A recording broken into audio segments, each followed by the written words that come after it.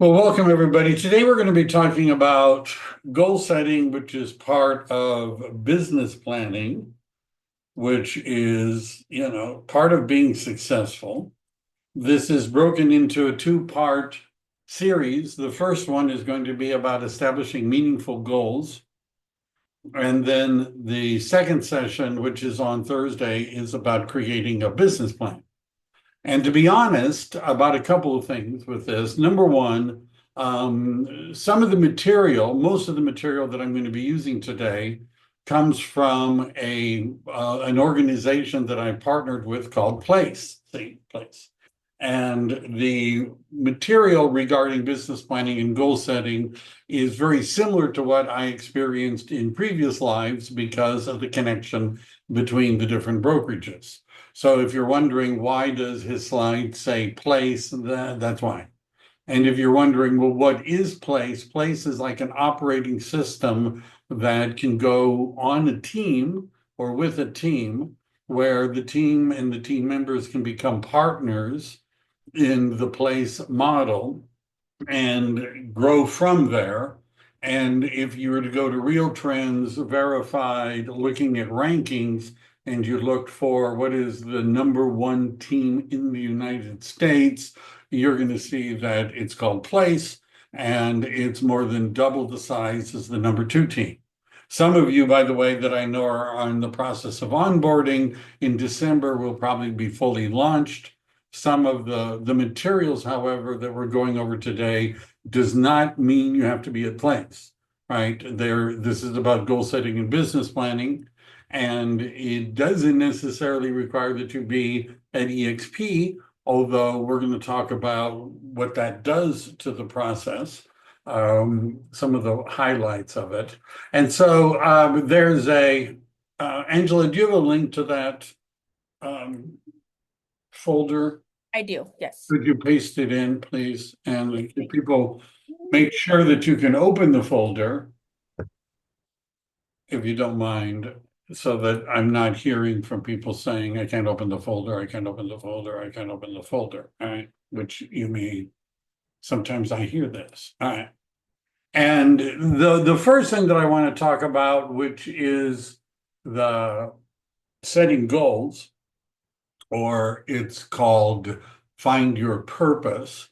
There's a PDF of the slides, but it's not necessary to go through the PDF. If you like to, you can. Some of this is, yeah, I know. Here we go. All right. So to start with, I'm going to try and turn off all the different things that PowerPoint wants to tell me.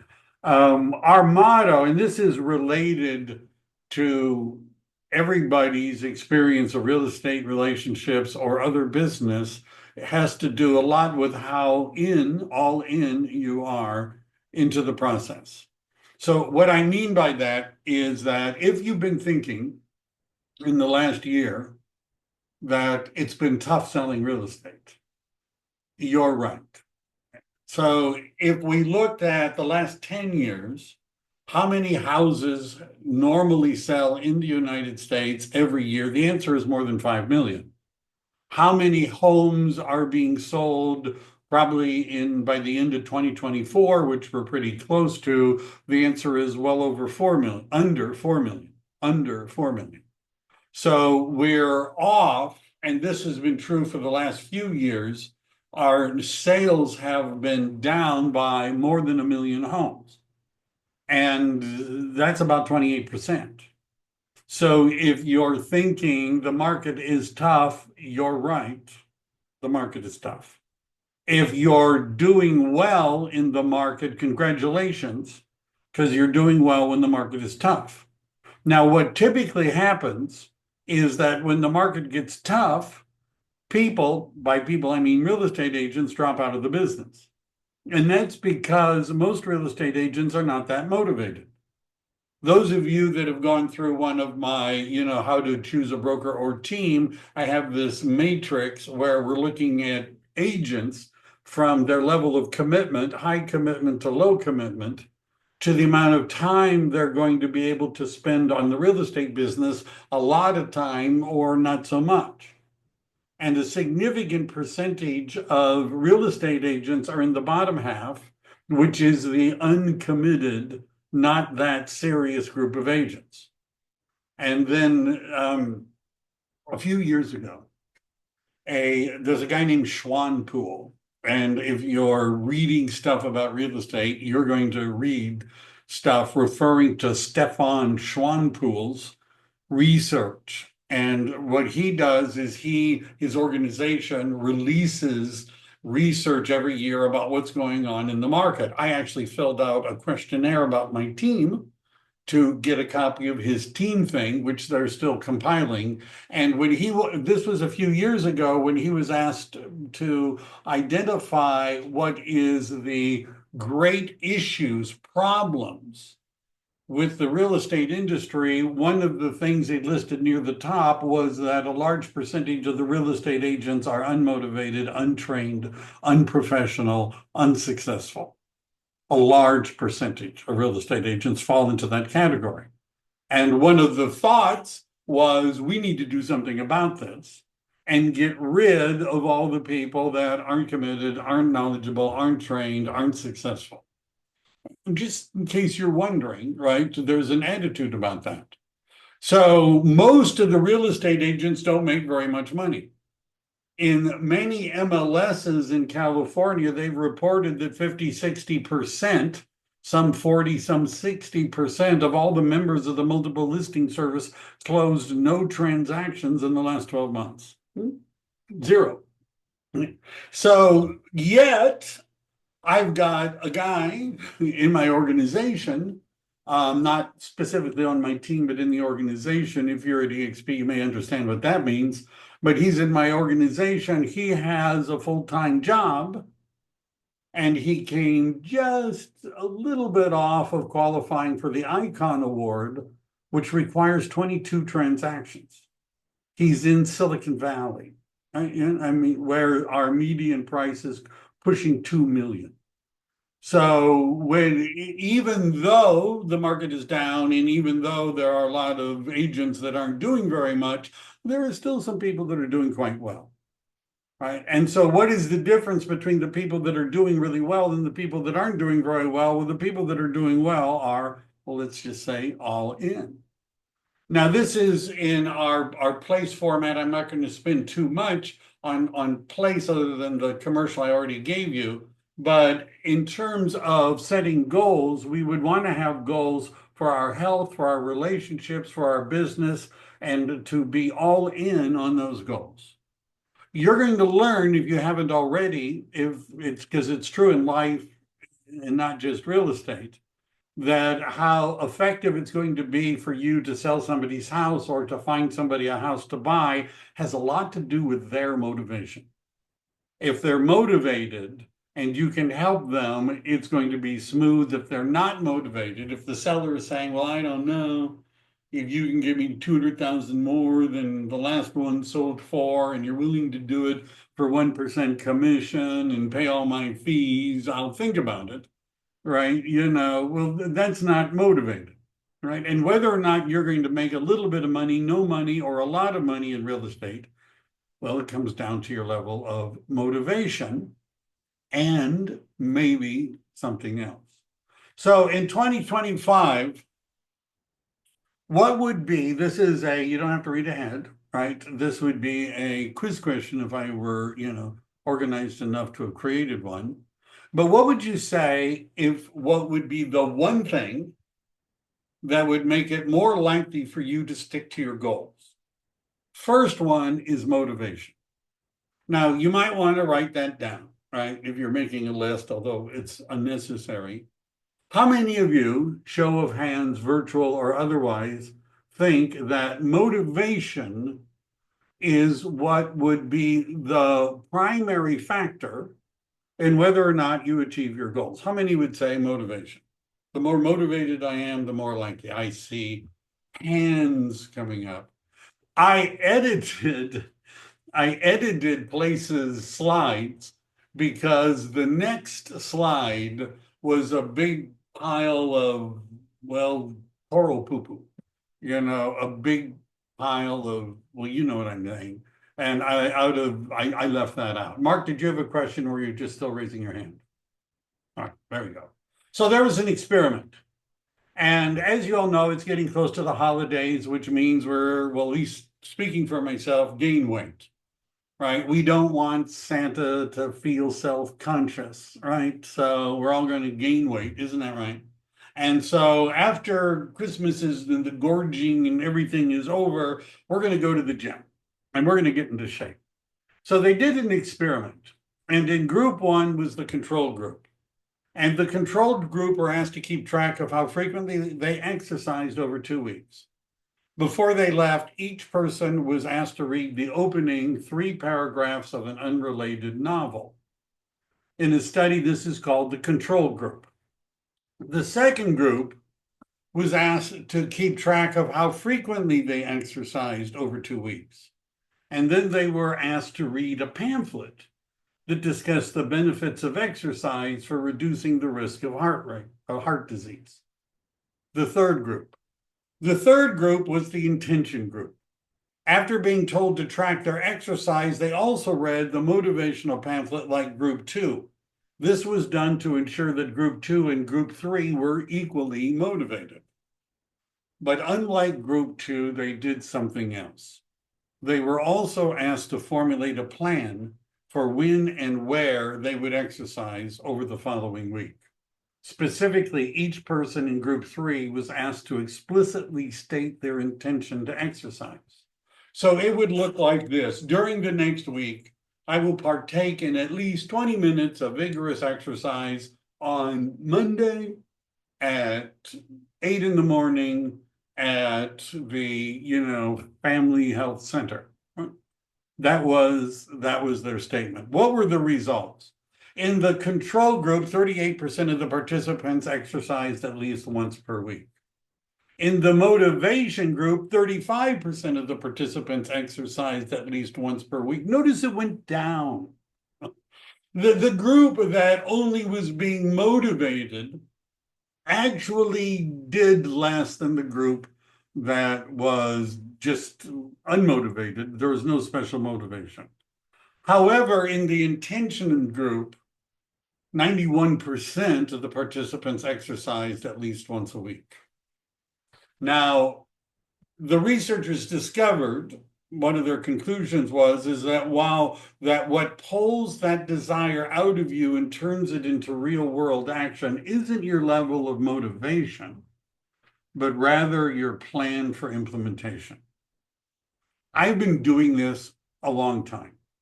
Hiring, training, coaching, mentoring real estate agents. If I ask people, which I do you want to make money in real estate or how much money? I get the right answers most of the time. I want to make a lot of money. I want to make hundreds of thousands of years. I want whatever it is, right? Everybody wants, most people want to make a lot of money. They want to be successful. Excuse me, but few do. And the difference between I want to do it versus doing it, well, that would probably start with a plan, right? So motivation without a plan. I would like to be a size 32 waist again. Why not? All right, I'm just a little bit off. I need more than wanting in order to accomplish that. Don't give me. So if it's not motivation, then what? Well, it comes down to purpose. With a strong purpose and a solid plan, no mountain is too high to climb. So purpose, Winston Churchill said, it's not enough to have lived. We should be determined to live for something. So what are your near-term goals? Now, you can do this on a piece of paper or something on the side, a notepad on your computer. Let me just move this over a little bit. No, it's not going to let me do it. All right. I probably shouldn't have done that. Find something. I was moving my. I'll go back. All right. So find something in your life you'd like to change in 2025. And what I'd like everybody to do is on something, a mental note, computer note, digital note, stubby pencil, and a piece of scrap paper, write down something that you'd like to change in 2025. Could be business, could be personal, could be something like that, anything. Now, once you've done that, well, how about a second one? And then three.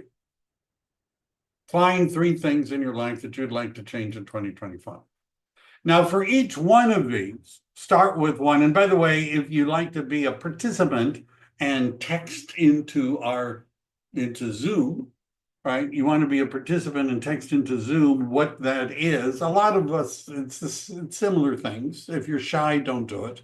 But feel free to text in whatever it is that you would like to change. Question number two. So let's say you pick one of them. Question number two, ask who in your life would that affect and how would that feel? So would this be something that would affect just you? Would it affect your family, children, parents, siblings, partners, businesses? So who in your life would be affected if you accomplish that goal? So remember, we're going to have three, and we're going to make for each one who would be affected. Ask yourself how that would make you feel if you made that change happen. Right. First, it's how would they benefit?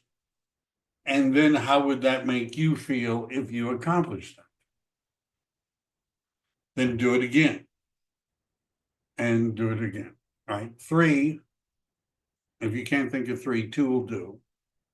The steps are who's it going to impact? How would that make, in case you can, who in your life would that affect? And how would that feel that you were affecting their lives? How would it make you feel if you made that change happen? Now,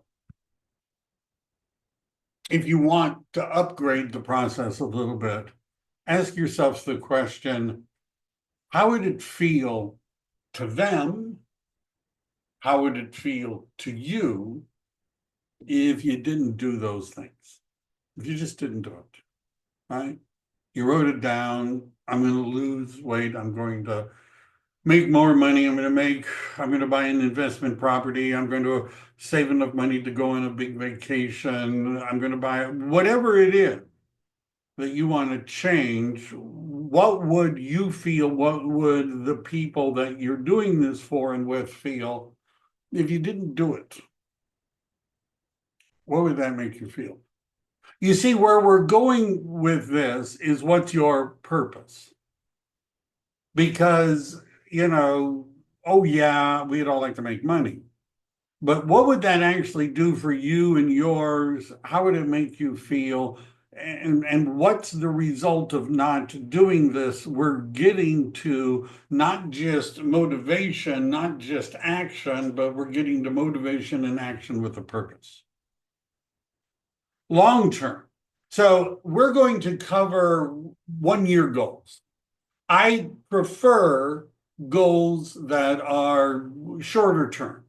So what I mean by that is, sure, it's good to have a 3 year goal and a 5 year goal, but it's hard to control 3 and 5 years from now. I have trouble with tomorrow, right? But 2025, I could make a goal. I could make a plan. I can control that more than I can 2 or 3 years. But you would want to find something in your life that you would like to change in the next 3 to 5 years. Ask who in your life would be affected and how would that feel. Ask yourself how it would make you feel if that change actually happened. That is purpose. See,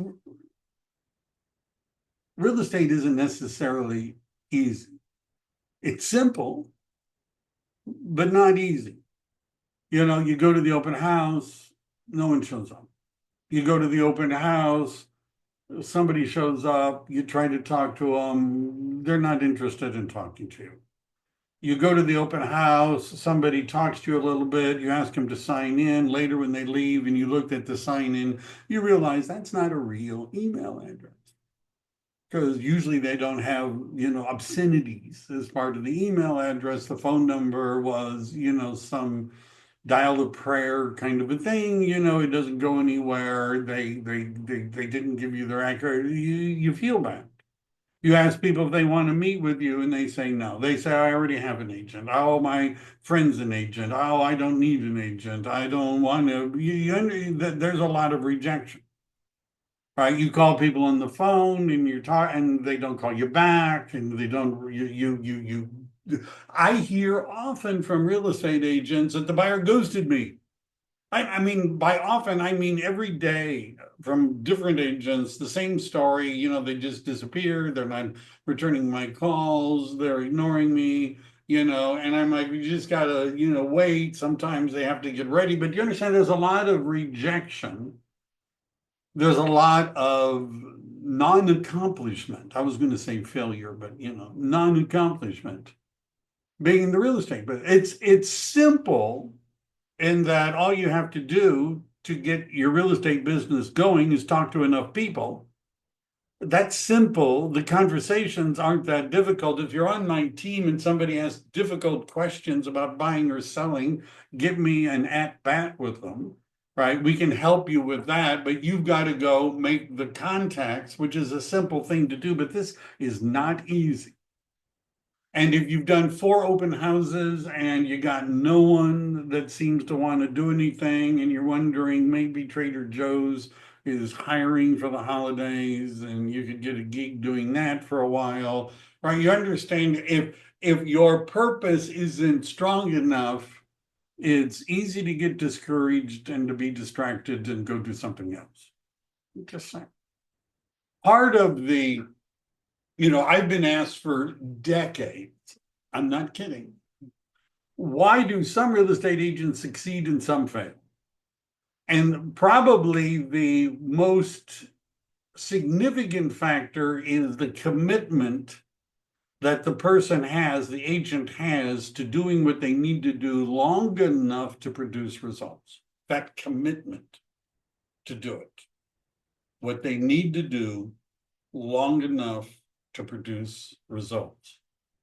Dale Carnegie wrote that the willingness to do the things that the willingness to do the things that unsuccessful people don't like to do is the hallmark of success.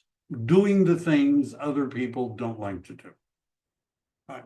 And if you can't connect a purpose to the action, then no energy, no results.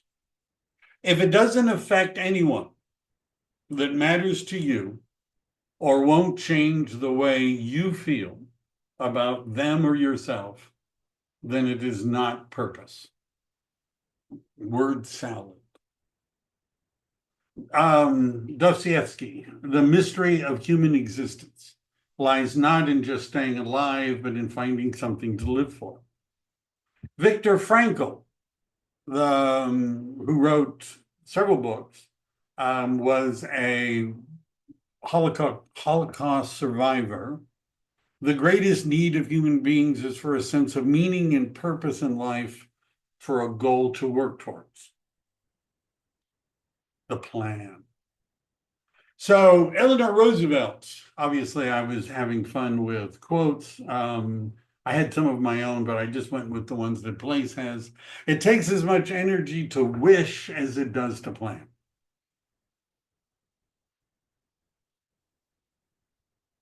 Goals are dreams with deadlines put in writing.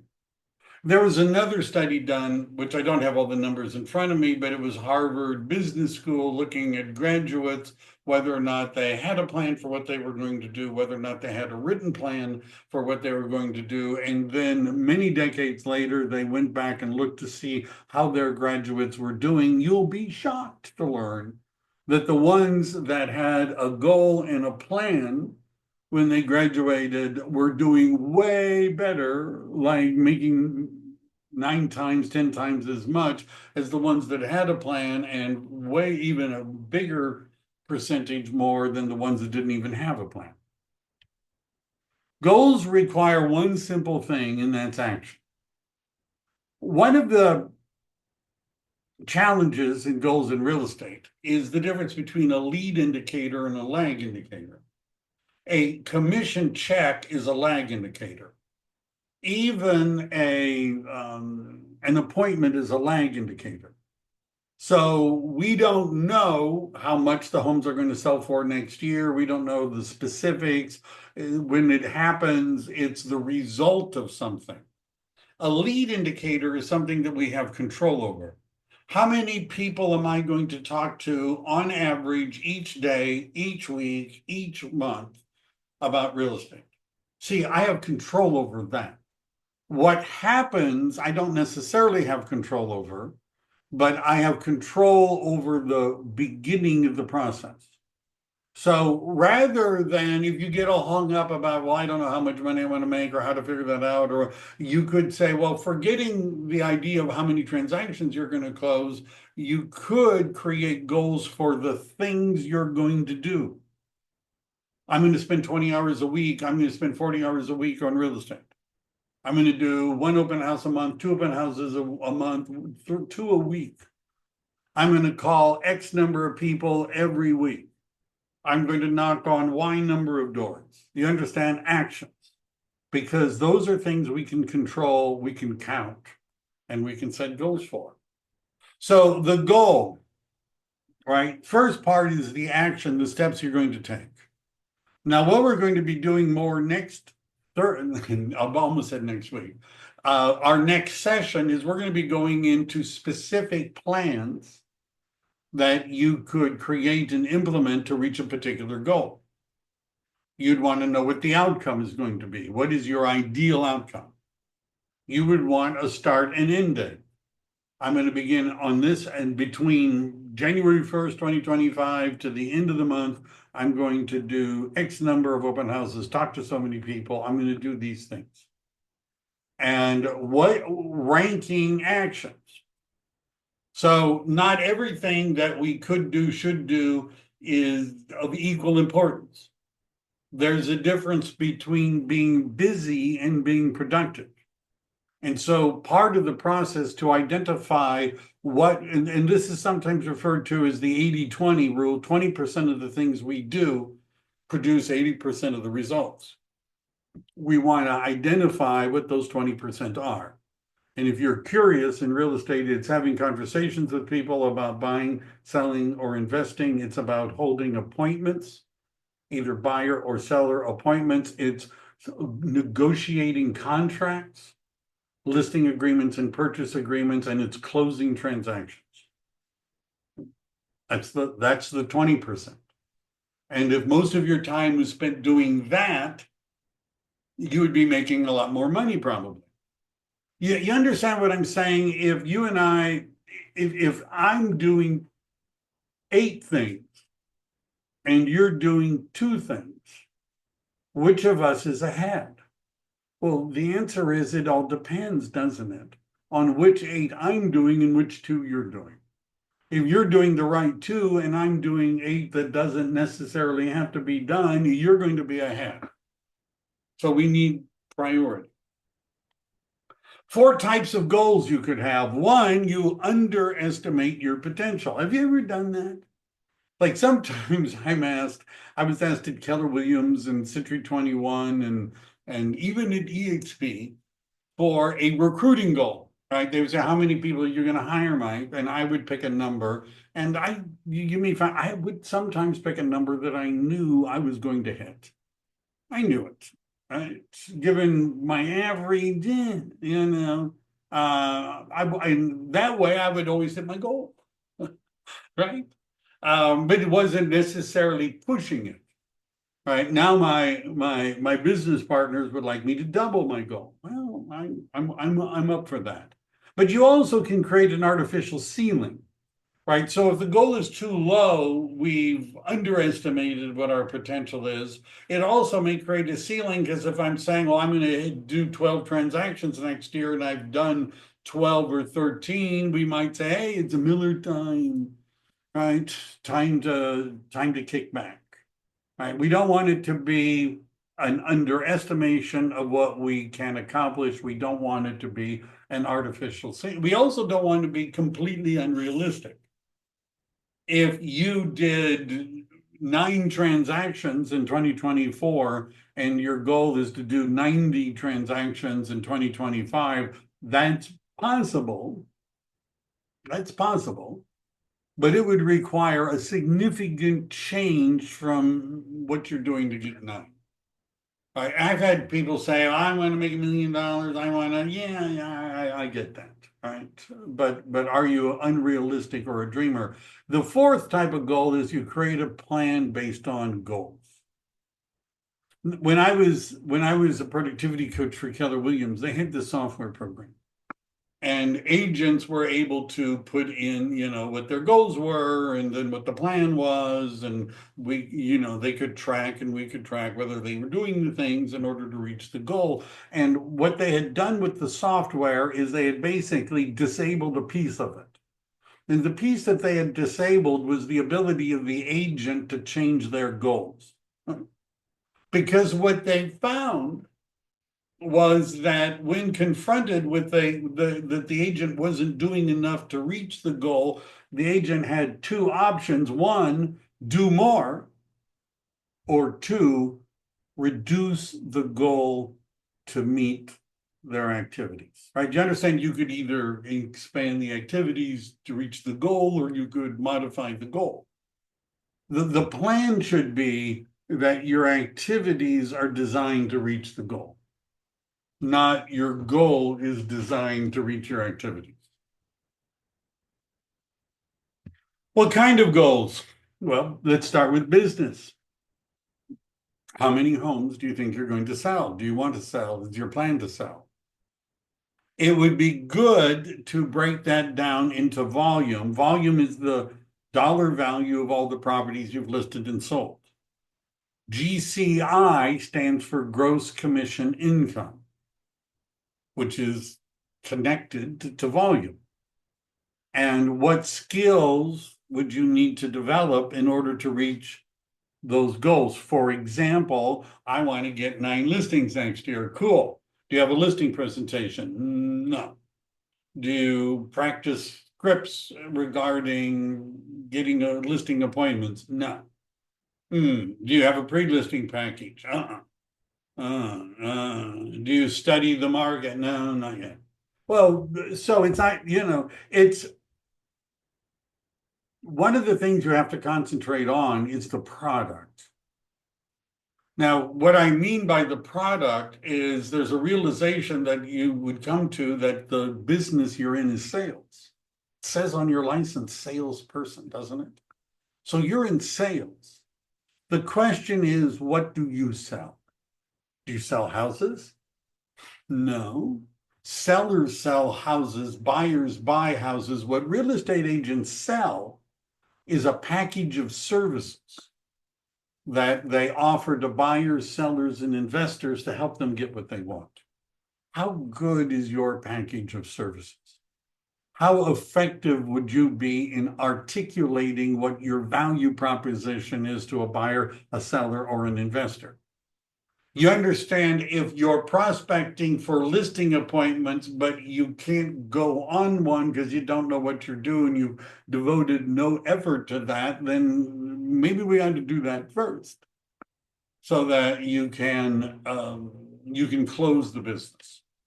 Now, let me give you an example, because there's even another drop of Kool-Aid beyond this example. But a goal should translate into activities into a calendar, and a calendar into a commitment. Let's look at an example. Now, we're going to look at software and chart and spreadsheets to determine what you need to do in order to make how much money doing what kind of things. We're going to do that.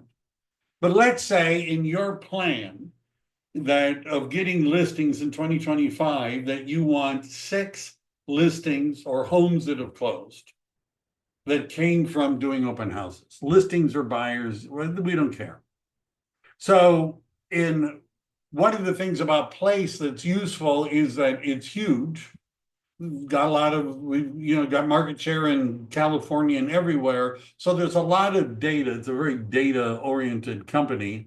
So we have a lot of data. And what we have found is that each open house on average generates 3 legitimate conversations. By that I mean not hello, how you doing, welcome, right? I'm talking about having a conversation with somebody, which my way of doing it always was, has anyone ever met with you and showed you a strategy for getting the best deal possible when buying a home in a market like we're in right now? Do you have a strategy? Would you like to talk about that, right? One open house on average can generate 3 good conversations. Now, if you're saying, well, my open houses, I don't have conversations, maybe you're doing the wrong open houses, right? Your mileage may vary. But let's go with this for as an example. One open house is 3 conversations. 4 conversations usually leads to 1 appointment. And you need 3 appointments in order to get an agreement signed. We're talking about a buyer representation agreement or a listing agreement. And that every 2 agreements you get signed results in 1 closing. All right. Now, simple math. 6 closing requires 12 agreements signed, which would require 36 appointments, which would require 144 open house conversations, which would require 48 open houses. Now, how long does it take to do an open house? Well, if you're like a lot of agents, not very long. They show up late, putting up signs along the way, rushing in. People are waiting sometimes at the door, right? People ask, what's the square footage? I don't know. Let me look it up, right? Because they haven't done any prep work. But let's say your open house is 3 hours long. Your prep work for the open house, getting all the information together, the flyers, whatever, is an hour. You call people around the open house to invite them to the open house. You knock on doors around the open house to invite people to the open house. You're investing 8 hours per open house, which is 384 hours of calendar time. So, by the way, when you add all that up in a 40-hour week and you've spent 8 hours on that open house, you still have a lot of time left over to do all the other things you need to do. So does everybody see where we're going? If your goal is to get 6 transactions from doing open houses, when are you going to do them? Are they in your schedule? Do you have a system for getting the open houses? What is the plan rather than just showing up and winging it? Right? Because if you do all these other things, your conversion rate's going to go up. One of the things about being in real estate and other professions is that the more you do it, the better you get. The better you get, your conversion rate goes up. So when you're doing an open house and you're converting 4 conversations to an appointment, and then it's 2 conversations to an appointment, you understand you've doubled. Once you've increased some of these closing rates, you've doubled or tripled your output without doubling or tripling your input, because you become better at closing people.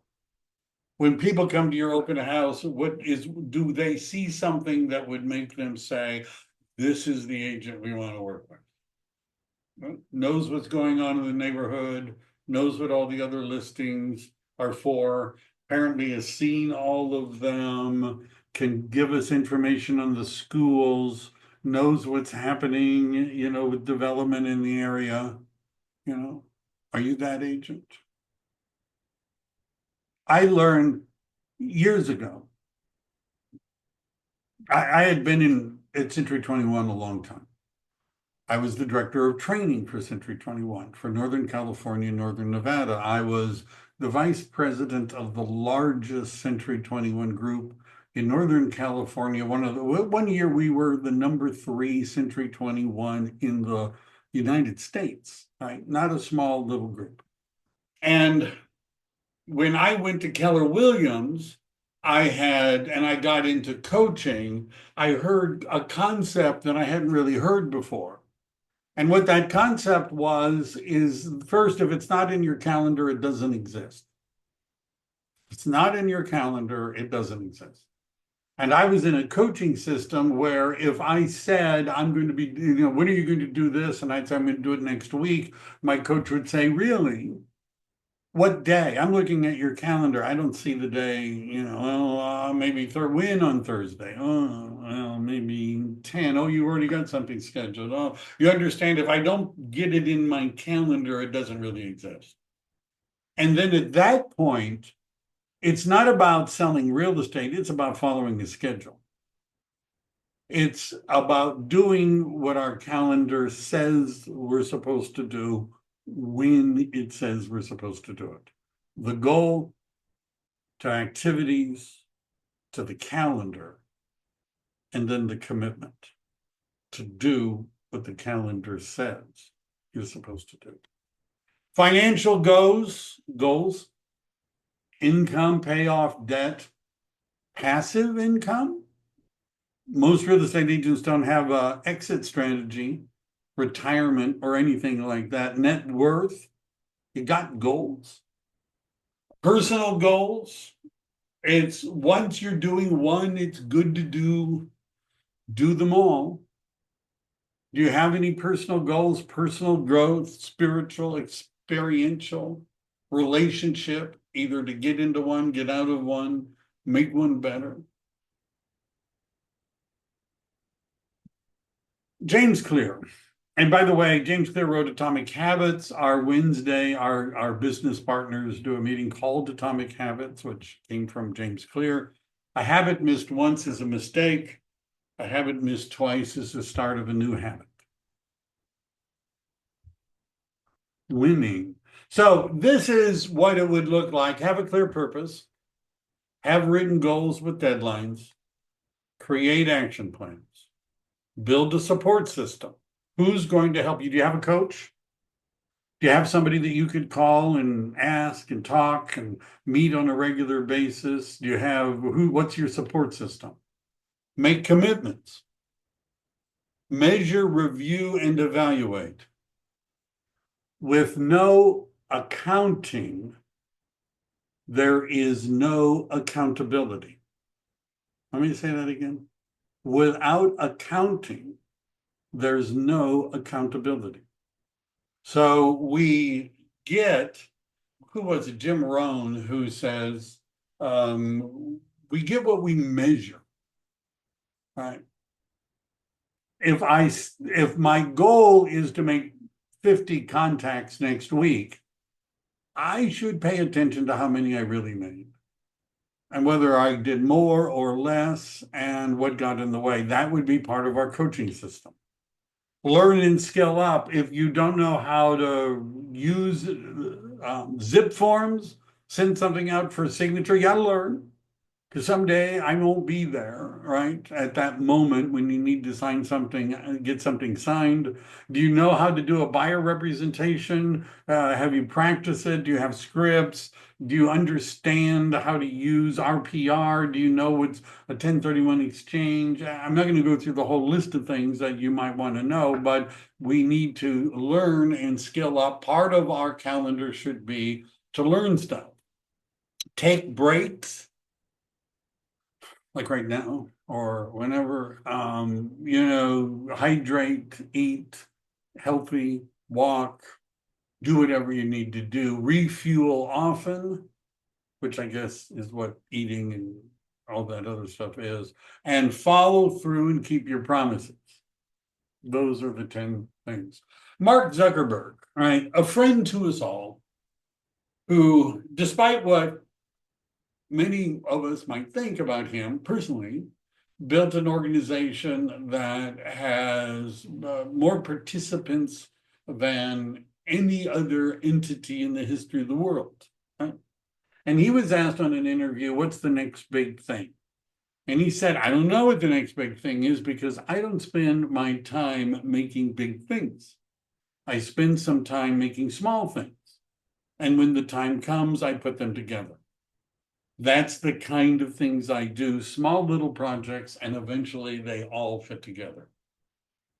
So that's how this would look. You would pick something. I'm going to do buyer representation. I'm going to do a listing presentation. I'm going to learn how to do this or that. And I have a list. And by the time I've learned to put all of that together, you would be in a much better position to handle things. Take action. I already did that. Okay.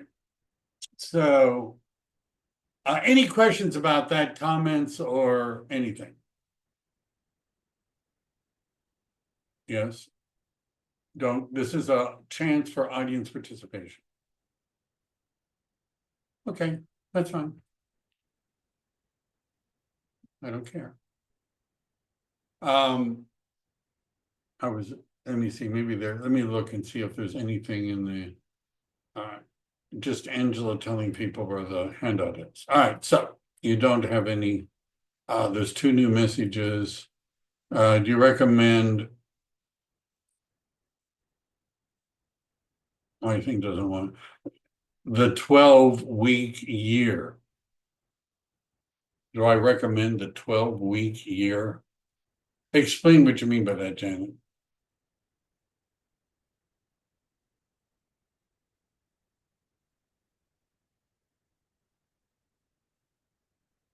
All right, well, I don't know. Michael Pine has a question. It's a book. The 12 week year is a book. Oh, okay. So Yeah. I haven't read it. I actually don't have a question. I just wanted to take a second to congratulate Elena because she got engaged this week. So, congratulations, Elena, on your engagement. Do you want to say something in your defense, Elena?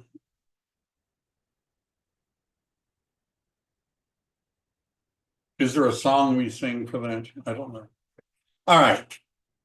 Congratulations, and not quite as profound as getting engaged. Elena closed her first transaction. Isn't that correct also? All right. So, Oh, I think we might have lost her actually. well, once you mentioned her, she left. All right. Let's look at the folder I shared. Okay. One of the other things, now, what we're going to be doing, some of this, as I mentioned, is from my affiliation and being a place partner, which I'm sharing with you. Don't tell anyone. Some of the pages may or may not be completely relevant because you don't have access to the tools and systems that come with place, but I'm giving you copies of all the substantial stuff so that you could do it the same. This doesn't require that you become a place partner, but what the suggestion is that you create a calendar date with yourself. Pick a day, pick a time blocking for when you're going to create your business plan. Step 2 would be create a business and life plan. And my planning events, and you'll see that Place is doing planning events in the month of November elsewhere. If you're on my team or in my group and you want to set an appointment to talk to me about your plan afterwards, please do so. This is a bit of a breakdown on how Place and some of the things that you would be doing if you were going to create it yourself. Some of this requires access, so I'm not going to spend time on it. 2024, if you've been in the business more than a little while and you actually have results from 2024, now would be a good time to look at them. How much money did you make? How many transactions did you close? What was your sales price? How many were listings? Brivity is the software program that Place uses. which we're not going to get into, but it has a dialer and it keeps track and things like that. Points of appointment set, business days not worked, business days worked. Then when we're getting to, here, let me see, is there the chat? More people are. So then the gap analysis, which if you're new, you may not have one yet. But what a gap analysis is, well, my goal was to close 12 transactions in 2024. I'm only doing 8. That's a gap of 4, right? What would I need to do in order to go from 8 to 12? What would I need to do in 2025? These are self-reflective things. What are my 3 top priorities to prepare for the year ahead? What are those? It might be a plan for sellers, a plan for buyers, and a plan for improving you as a real estate agent. I'm just suggesting. This is starting to get to the nitty-gritty, which is what most people came for, the nitty-gritty, which is what is my income goal going to be for 2025? And if I want to reach that goal, how many appointments would I have to set? How many listings would I have to take? How many calls would I have to make? How many open houses would I have to host? This is a reflective thing. Again, we're going to be meeting next week where we'll spend a little more time on it. And you'll see we're going to make this a specific about what you would need to do on a weekly, daily basis to reach the goal.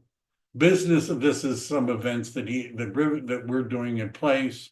A little bit about goals into action. I'm going to give you a preview of what we're also going to be doing next week. This is the workbook, and I'm just, because of time and other things, I have just decided to give you copies of what the long session would be. If you go down to the part that says business plan exercise, there's a group of questions, and that goes all the way down to a daily plan. The part that I think those of you that are analytical are going to find more interesting is this place, agent business planning tools. There's a cover. You're not going to be able to get access to all the things that are here because you don't have a login, but these tabs at the bottom are what we're going to be going through between now and the end of Thursday's session. So what the budget plan would be is, let's say, and by the way, you could skip some of this, right? So what the budget plan is, I want to be in real estate full time. How much money do I have to make in order to be happy, healthy? My people will get off my back. What would that number, well, how much are you spending now?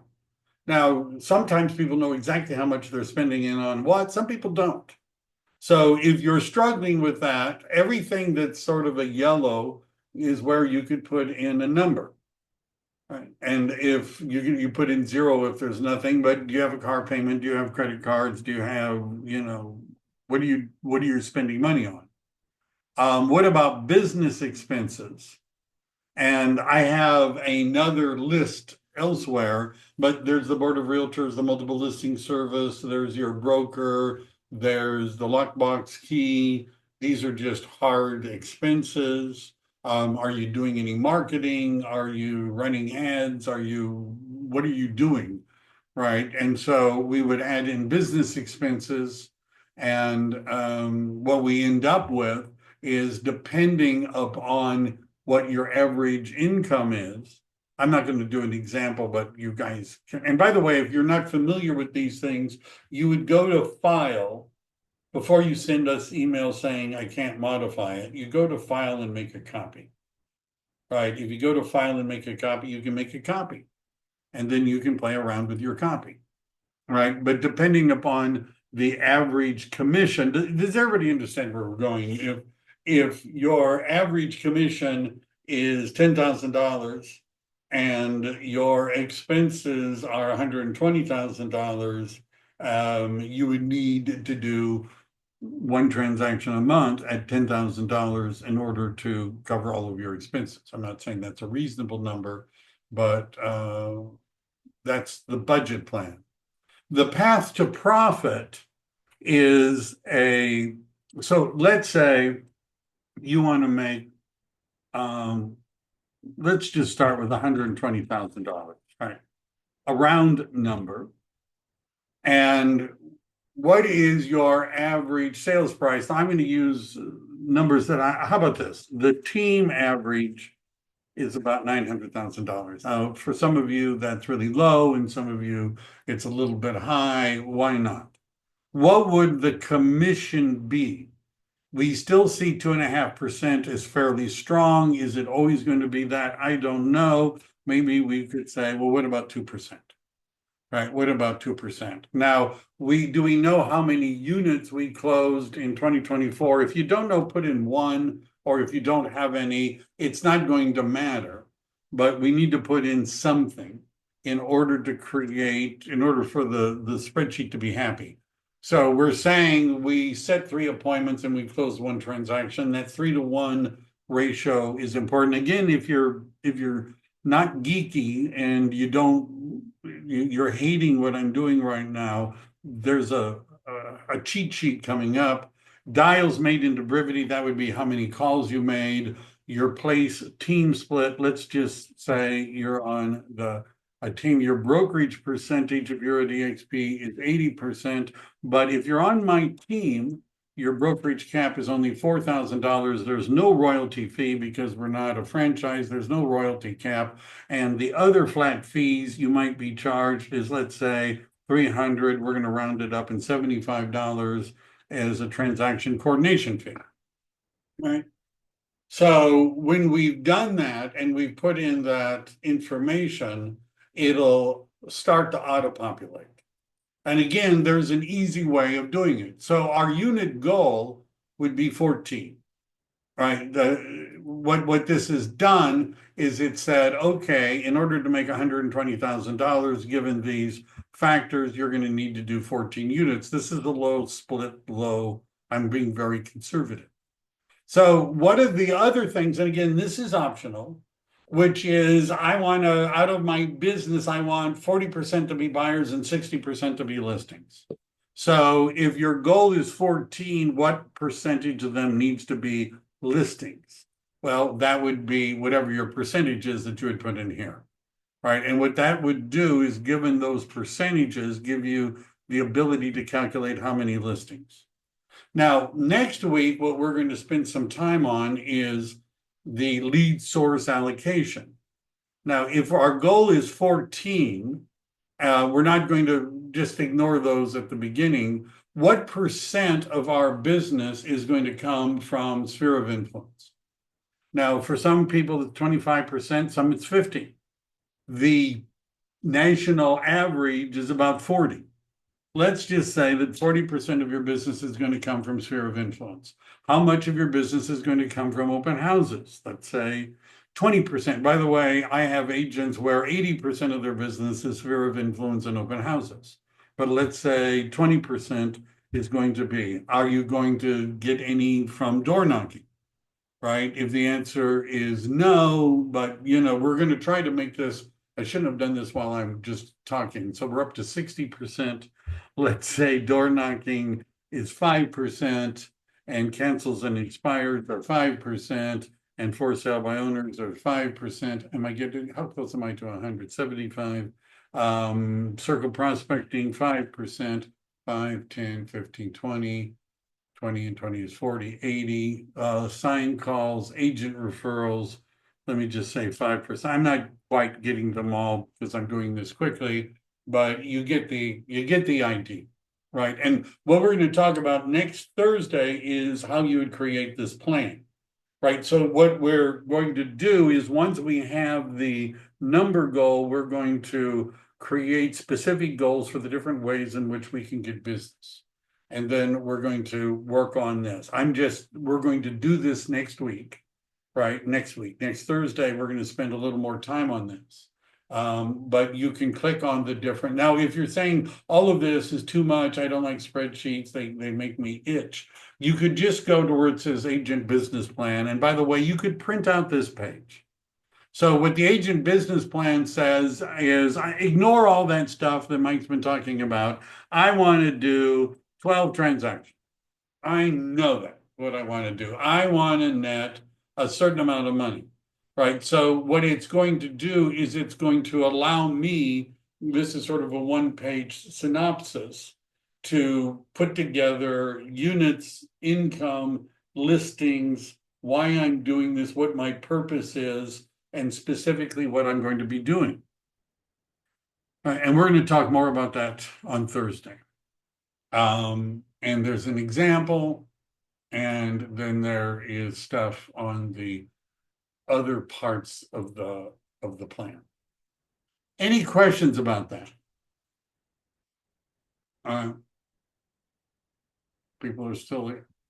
So I hope that was useful for now. There's work for you to do if you're serious about doing this, which is go through the materials, think about what would work for you, because once we have a number, next week Thursday, we're going to talk about how to take that number and put it into a daily, weekly, monthly, very specific business plan that you could follow. Does that sound like fun? Any questions final before I Thank you, sir. That was great. And for those of you that are out there that are wondering about what is place and all of that sort of stuff, if you want to talk about it, let me know. If you're on my team, it's an upgrade, like an operating system. No monthly fee, no extra, no fees like that. But you would talk to me if you're serious and wanted to do this. All right. That's all I got for today. Have a good afternoon. Thanks, Mike. Thanks. Thanks, Have a great Mike. day. Take care. Thank you.